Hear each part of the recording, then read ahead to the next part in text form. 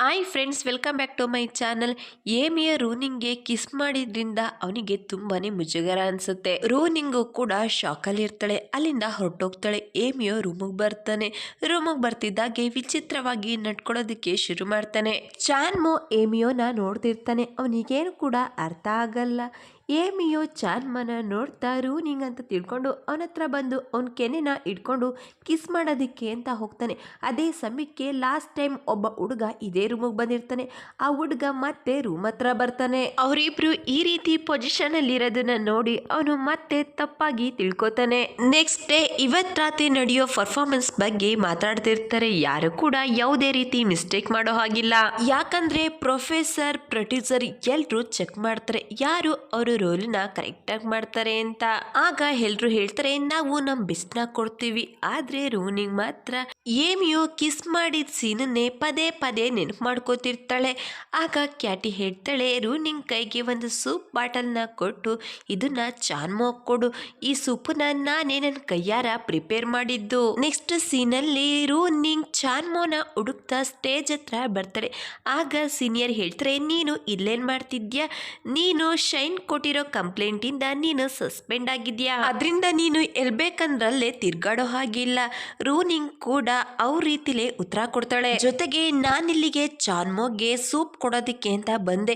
ಅಷ್ಟೇ ಅಲ್ಲ, ನಮ್ಮಮ್ಮ ಕಾಸ್ಟ್ಯೂಮ್ಗಾಗಿ ನನ್ನ ಕಡೆಯಿಂದ ಅಮೌಂಟನ್ನ ಪೇ ಮಾಡಿದ್ದಾರೆ. ರೆಕಾರ್ಡ್ ಬುಕ್ ಅಲ್ಲಿ ಅದನ್ನ ರಿಜಿಸ್ಟರ್ ಮಾಡಬೇಕು ಅಂತ ಬಂದೆ ಅಂತ ಹೇಳಿ ಚಾನ್ಮೋ ಹತ್ರ ಹೋಗ್ತಿರ್ಬೇಕಾದ್ರೆ ಶೈನ್ ಅವಳನ್ನ ನಿಂತ್ಕೊ ಅಂತ ಹೇಳಿ ಕೇಳ್ತಾಳೆ. ನಿನ್ಗೆ ಯಾಕೆ ಇಷ್ಟೊಂದು ಸೊಕ್ಕು?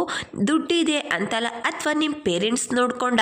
ಆಗ ರೂನಿಂಗ್ ಕೇಳ್ತಾಳೆ, ಆಗಂದ್ರೆ ಏನು? ಆಗ ಶೈನ್ ಹೇಳ್ತಾಳೆ, 40 ಕಾಸ್ಟ್ಯೂಮ್ಗೆ ನಿಮ್ಮಮ್ಮ ಅಮೌಂಟ್ ಪೇ ಮಾಡಿದ್ದಾರೆ, ಅದರಿಂದ ನಿನಗೆ ಜಂಬ ಅಲ್ವಾ? ಆಗ ರೂನಿಂಗ್ ಕೇಳ್ತಾಳೆ, ನನಗೆ ಆ ರೀತಿ ಎಲ್ಲ ಏನೂ ಇಲ್ಲ, ಅದು ಜಸ್ಟ್ 40 ಕಾಸ್ಟ್ಯೂಮ್ ಅಷ್ಟೇ. ಆಗ ಸೀನಿಯರ್ ಹೇಳ್ತಾರೆ, ನಿಮ್ಮಂತ ಶ್ರೀಮಂತರಿಗೆ ಅದು ದೊಡ್ಡ ವಿಷಯ ಅಲ್ಲ, ಆದ್ರೆ ನಮ್ಮಂತವ್ರಿಗೆ ಅದು ದೊಡ್ಡ ವಿಷಯನೇ. ನೀನು ಯಾವತ್ತೂ ಕೂಡ ಹಾರ್ಡ್ ವರ್ಕ್ ಮಾಡಿಲ್ಲ, ಅದರಿಂದ ನಿನಗೆ ಅದ್ರ ಬೆಲೆ ಗೊತ್ತಿಲ್ಲ. ನೀನು ಕಷ್ಟಪಟ್ಟು ದುಡ್ದಿದ್ರೆ ದುಡ್ಡಿನ ಬೆಲೆ ಏನು ಅಂತ ಗೊತ್ತಾಗ್ತಿತ್ತು. ಆಗ ರೂನಿಂಗ್ ಇಷ್ಟೆಲ್ಲ ಕೇಳಿದ್ಮೇಲೆ ಹೇಳ್ತಾಳೆ, ನಾನು ಕೂಡ ಕಷ್ಟಪಟ್ಟು ದುಡ್ಡನ್ನ ಸಂಪಾದನೆ ಮಾಡ್ತೀನಿ. ಆಗ ಶೈನ್ ಹೇಳ್ತಾಳೆ, ನೀನು ಇವತ್ತೊಂದು ದಿವಸದಲ್ಲಿ 1,000 ರೂಪಾಯಿನ ಕಷ್ಟಪಟ್ಟು ದುಡ್ದು ಸಂಪಾದನೆ ಮಾಡಿ ತೋರಿಸಿ ಚಾಲೆಂಜಲ್ಲಿ ಗೆದ್ರೆ ನಾನು ನಿನಗೆ ಎಲ್ರ ಮುಂದೆ ಕೆನ್ನೆಗೊಡ್ದಿದ್ದೆ. ನೀನು ಕೂಡ ನನಗೆ ಎಲ್ರ ಮುಂದೆ ಕೆನ್ನೆಗೊಡಿಬಹುದು. ಈ ಚಾಲೆಂಜ್ ನಿನಗೆ ಒಪ್ಪಿಗೆ ಇದೆಯಾ? ಆಗ ರೂನಿಂಗ್ ಹೇಳ್ತಾಳೆ, ನನಗೆ ನಿನ್ ಚಾಲೆಂಜ್ ಒಪ್ಪಿಗೆ ಇದೆ. ನಾನೇನಾದ್ರೂ ಈ ಟಾಸ್ಕ್ ಅಲ್ಲಿ ಸೋತ್ರೆ ಮತ್ತೆ ನೀನು ಎಲ್ರ ಮುಂದೆ ನಾನು ಕೆನ್ನೆಗೊಡಿಬಹುದು. ಅವಳ ಮಾತು ಕೇಳಿ ಶೈನ್ಗೆ ತುಂಬಾನೇ ಖುಷಿ ಆಗುತ್ತೆ.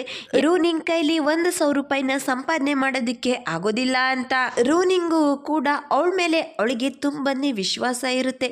ಮಾತಾಡ್ತಾ ಇಡೀ ಕಾಲೇಜಿಗೆಲ್ಲ ವಿಷಯ ಗೊತ್ತಾಗುತ್ತೆ. ಚಾನ್ಮಾ ಕೂಡ ಏಮಿಯೋಗೆ ಕಾಲ್ ಮಾಡಿ ವಿಷಯ ಹೇಳ್ತಾನೆ. ಅವನ ಮಾತು ಕೇಳಿ ಏಮಿಯೋಗೂ ಕೂಡ ಶಾಕ್ ಆಗುತ್ತೆ. ರೂನಿಂಗ್ಗೆ ಪ್ರಪೋಸ್ ಮಾಡೋದಿಕ್ಕೆ ಅಂತ ಫ್ಲವರ್ಸ್ನ ಬೈ ಮಾಡೋದಿಕ್ಕೆ ಬಂದಿರ್ತಾನೆ. ಈ ವಿಷಯ ಏಲಿಯನ್ಗೂ ಕೂಡ ಗೊತ್ತಾಗಿರುತ್ತೆ. ಶೈನ್ ಜೊತೆ ಮಾತಾಡೋದಿಕ್ಕೆ ಅಂತ ಬಂದಿರ್ತಾನೆ. ಅವನು ಕೇಳ್ತಾನೆ, ನಿನ್ಗೆ ಯಾಕೆ ರೂನಿಂಗ್ ಮೇಲೆ ಇಷ್ಟೊಂದು ದ್ವೇಷ?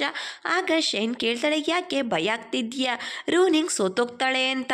ನಾನು ಮತ್ತೆ ಎಲ್ರ ಮುಂದೆ ಅವಳು ಕೆನ್ನೆಗೊಡಿದ್ರೆ ಜನ ಯಾವ ರೀತಿ ಮಾತಾಡಬಹುದು? ಆಗ ಏಲಿಯನ್ ಹೇಳ್ತಾನೆ, ಆ ರೀತಿ ಆಗೋದಿಕ್ಕೆ ಸಾಧ್ಯನೇ ಇಲ್ಲ. ನನಗೆ ರೂನಿಂಗ್ ಮೇಲೆ ಪೂರ್ತಿ ನಂಬಿಕೆ ಇದೆ. ಅವಳು ಚಾಲೆಂಜ್ ಅಲ್ಲಿ ಗೆಲ್ತಾಳೆ ಅಂತ. ಮತ್ತೊಂದ್ ಕಡೆ ರೂನಿಂಗ್ ಫುಡ್ ನ ಪ್ರಿಪೇರ್ ಮಾಡ್ತಿರ್ತಾಳೆ. ಅಲ್ಲಿಗೆ ಏಮಿಯೋ ಅವಳನ್ನ ಹುಡುಕ್ತಾ ಬರ್ತಾನೆ. ಅವಳನ್ನ ನೋಡ್ತಿದ್ದಾಗೆ ನನ್ನ ಕೈಲೂ ಈ ಎಲ್ಲಾ ಕೆಲ್ಸನೂ ಮಾಡಿಸ್ತಾಳೆ ಅಂತ ಹೇಳಿ ಅಲ್ಲಿಂದ ಹೋಗ್ತಿರ್ಬೇಕಾದ್ರೆ ರೂನಿಂಗ್ ಹೇಳ್ತಾಳೆ, ನಿಂತ್ಕೋ, ಎಲ್ಲೋಗ್ತಿದ್ಯಾ? ಬೆಳಿಗ್ಗೆ ನೀನು ನನ್ನ ಪರ್ಮಿಷನ್ ಇಲ್ದಲೆ ನನ್ಗೆ ಕಿಸ್ ಮಾಡಿದ್ಯಾ, ಅದಕ್ಕೆ ಪನಿಷ್ಮೆಂಟ್ ಆಗಿ ನೀ ನನಗೆ ಈಗ ಸಹಾಯ ಮಾಡ್ಲೇಬೇಕು. ಏಮಿಯೋ ಕೂಡ ಅವಳ ಮಾತ್ಗೆ ಒಪ್ಕೋತಾನೆ. ಇಬ್ರು ಕೂಡ ಫುಡ್ ನ ಮಾರೋದಕ್ಕೆ ನಿಂತ್ಕೋತಾರೆ. ಯಾರು ಕೂಡ ಅವ್ರ ಅಂಗಡಿ ಹತ್ರ ಬರ್ತಾನೆ ಇರಲ್ಲ. ಅದ್ರಿಂದ ಏಮಿಯೋ ರೂನಿಂಗ್ ಇಬ್ರು ಕೂಡ ಜೋರಾಗಿ ಕೂಗ್ತಾ ಎಲ್ಲಾ ಜನಗಳನ್ನು ಅವ್ರ ಅಂಗಡಿ ಹತ್ರ ಕರೀತಾರೆ. ಅಲ್ಲಿಗೆ ತುಂಬಾನೇ ಜನ ಬರ್ತಾರೆ. ಆಗ ರೂನಿಂಗ್ ಕೂಡ ವಿಡಿಯೋ ಮಾಡ್ಕೋತಾಳೆ. ಯಾಕಂದ್ರೆ ಶೈನ್ ಹಾರ್ಡ್ ವರ್ಕ್ ಮಾಡಿಲ್ಲ ರೂನಿಂಗ್ ಅಂತ ಹೇಳ್ಬಾರ್ದು ಅಂತ. ಮತ್ತೊಂದ್ ಕಡೆ ಚಾನ್ಮೋ ಕ್ಯಾಟಿಗೆ ಕೊಟ್ಟಿದ್ದ ಸೂಪುನ ಕುಡಿತಾನೆ. ಅದು ಸ್ವಲ್ಪ ಕೂಡ ಚೆನ್ನಾಗಿರಲ್ಲ. ಹೊರಗಡೆ ಬರ್ತಿದ್ದಾಗೆ ಕ್ಯಾಟಿ ಕೇಳ್ತಾಳೆ, ನನ್ನ ಕೈಯಾರ ಮಾಡಿದ ಸೂಪನ ಕುಡ್ದ ಚೆನ್ನಾಗಿತ್ತ ಅಂತ. ಆಗ ಚಾನ್ಮೋ ಹೇಳ್ತಾನೆ, ನಿಜ ಹೇಳ್ಬೇಕು ಅಂದ್ರೆ ಅದು ಸ್ವಲ್ಪ ಸ್ವಲ್ಪ ಕೂಡ ಚೆನ್ನಾಗಿರ್ಲಿಲ್ಲ. ನೀನು ಇನ್ನು ಸ್ವಲ್ಪ ಹಾರ್ಡ್ ವರ್ಕ್ ಮಾಡಬೇಕು. ಅವ್ನ ಮಾತು ಕೇಳಿ ಕ್ಯಾಟಿಗೆ ತುಂಬಾನೇ ಕೋಪ ಬರುತ್ತೆ. ಮತ್ತೊಂದು ಕಡೆ ಏಮಿಯೋ ರೂನಿಂಗ್ ಇಬ್ರು ಕೂಡ ಕೂಗಿ ಕೂಗಿ ತುಂಬಾನೇ ಸುಸ್ತಾಗಿರುತ್ತೆ. ರೂನಿಂಗ್ ಅಮೌಂಟ್ನೆಲ್ಲ ಕೌಂಟ್ ಮಾಡ್ತಾಳೆ. ಆಗಳು ಹೇಳ್ತಾಳೆ, ಇಲ್ಲಿ ಬರೀ 500 ಇದೆ, ಇನ್ನು 500 ಸಂಪಾದನೆ ಮಾಡಬೇಕು, ಆದ್ರೆ ಈಗಾಗಲೇ ಟೈಮ್ ಆಗಿದೆ ಅಂತ ಹೇಳ್ತಾಳೆ. ಆಗಳಿಗೆ ಒಂದು ಐಡಿಯಾ ಬರುತ್ತೆ. ಒಂದು ಸ್ಪೀಕರ್ ಅನ್ನ ತಗೊಂಡು ಏಮಿಯೋಗೆ ಹೇಳ್ತಾಳೆ, ನೀನು ಮಾತಾಡಿ ಇದರಲ್ಲಿ ರೆಕಾರ್ಡ್ ಮಾಡು. ಮೊದಲು ಏಮಿಯೋ ಮಾತಾಡೋದಕ್ಕೆ ಒಪ್ಕೊಳ್ಳೋದಿಲ್ಲ. ಆಮೇಲೆ ರೂನಿಂಗ್ ಫೋರ್ಸ್ಫುಲಿ ಅವನನ್ನ ಅವಳ ಹತ್ರ ಎಳ್ಕೋತಾಳೆ. ಆಗ ಏಮಿಯೋ ಮಾತಾಡ್ತಾನೆ. ಆ ರೆಕಾರ್ಡನ್ನ ಆನ್ ಮಾಡಿ ಇಡ್ತಾಳೆ. ಆ ಸ್ಪೀಕರ್ ಇಂದ ತುಂಬಾನೇ ಜೋರಾಗಿ ವಾಯ್ಸ್ ಬರೋದಕ್ಕೆ ಶುರುವಾಗುತ್ತೆ. ಮತ್ತೆ ಕಸ್ಟಮರ್ ಅವ್ರ ಅಂಗಡಿ ಹತ್ರ ಬರ್ತಾರೆ. ರೂನಿಂಗ್ ಮತ್ತೆ ಅಮೌಂಟ್ ಅನ್ನ ಎಣ್ಸೋದಕ್ಕೆ ಶುರು ಮಾಡ್ತಾಳೆ. ಪೂರ್ತಿ ಕಂಪ್ಲೀಟ್ ಆಗಿರುತ್ತೆ. ಉಳ್ದಿರೋ ಊಟನೆಲ್ಲ ಪ್ಯಾಕ್ ಮಾಡ್ಕೊಂಡು ಟೈಮ್ ಆಗಿದೆ ಅಂತ ಹೇಳಿ ಕಾಲೇಜ್ ಹತ್ರ ಬರ್ತಾರೆ. ಮತ್ತೊಂದ್ ಕಡೆ ಪ್ರೋಗ್ರಾಮ್ ಶುರುವಾಗಿರುತ್ತೆ. ಡೈರೆಕ್ಟರ್, ಪ್ರೊಡ್ಯೂಸರ್ ಎಲ್ರು ಕೂಡ ಬಂದಿರ್ತಾರೆ. ಏಮಿಯ ರೂನಿಂಗ್ ಇಬ್ರು ಕೂಡ ಓಡ್ತಾ ಓಡ್ತಾ ಅವರು ಕೂಡ ಕ್ಯಾಟಿ ಹತ್ರ ಬಂದು ಕೂತ್ಕೋತಾರೆ. ರೂನಿಂಗ್ ಕ್ಯಾಟಿಗೆ ಎಲ್ಲಾ ವಿಷಯನೂ ಹೇಳ್ತಾಳೆ.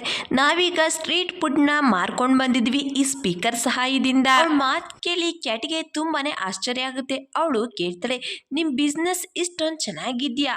ಆಗ ರೂನಿಂಗ್ಗೆ ಸಡನ್ ಆಗಿ ನೆನಪಾಗುತ್ತೆ. ಅವಳು ಹೇಳ್ತಾಳೆ, ಇನ್ನು 100 ರೂಪೀಸ್ ಕಡಿಮೆ ಇದೆ, ಕೌಂಟ್ ಮಾಡಬೇಕಾದ್ರೆ ಮಿಸ್ ಮಾಡಿದ್ದೀನಿ. ಅವಳ ಮಾತು ಕೇಳಿ ಏಮಿಯೋಗೆ ಮತ್ತೆ ಟೆನ್ಷನ್ ಶುರುವಾಗುತ್ತೆ. ಶೈನ್ ಹತ್ರ ರೂನಿಂಗ್ ಕೆನ್ನೆ ಕೊಡಿಸ್ಕೋಬೇಕು ಅಂತ.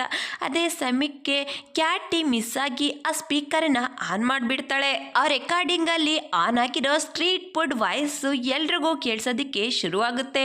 ಎಲ್ರಿಗೂ ಶಾಕ್ ಆಗುತ್ತೆ, ಇಲ್ಲಿ ಏನ್ ನಡೀತಿದೆ ಅಂತ.